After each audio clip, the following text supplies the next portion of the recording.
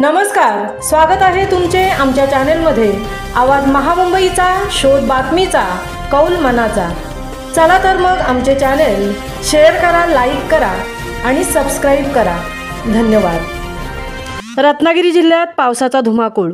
खेड, राजापूर, संगमेश्वर येथे पूरसदृश्य परिस्थिती। परशुराम घाटातून पेडे गावात चिखलमाती। रत्नागिरी जिल्ह्यात रात्रीपासून अगदी सकाळी 9 वाजेपर्यंत पावसाने थैमान घातले होते। त्यामुळे जिल्ह्यात खेड व राजापूर येथे पूरसदृश्य परिस्थिती निर्माण झाली होती।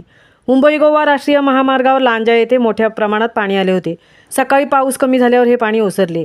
मुंबई गोवा राष्ट्रीय महामार्गावर लांजा वाकेड घाटात मातीचा मोठा भराव खाली आल्याने कॉन्क्रीट संरक्षक भिंतीचा काही भाग कोसळल्यामुळे वाहतूक मंदावली होती।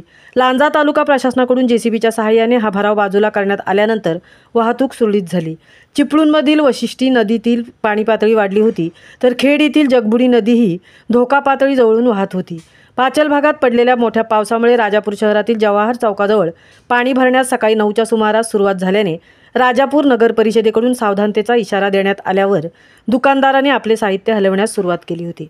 जिल्हाभरात सकाळी 11 नंतर पावसाने विश्रांती घेतली।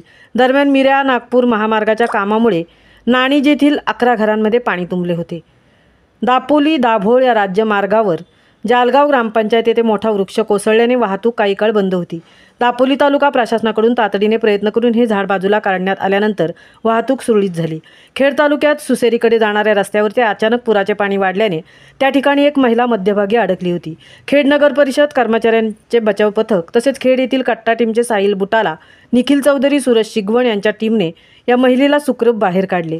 राजापूर तालुक्यातील कोतापूर मंदिराजवळील कोटा कॉलेज साटवली दसूर रस्त्यावरती दरड कोसळल्याने हा मार्ग बंद वेळ वाहून गेला आहे।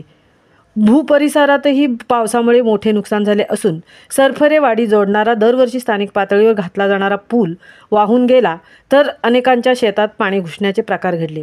संगमेश्वर तालुक्यातील पावसामुळे बाजारपेठेला पुराचा धोका निर्माण झाला होता। आवाज महामुंबईचा चॅनलसाठी मिलिंद खारपाटीलसह तृप्ती भोईर, खेड।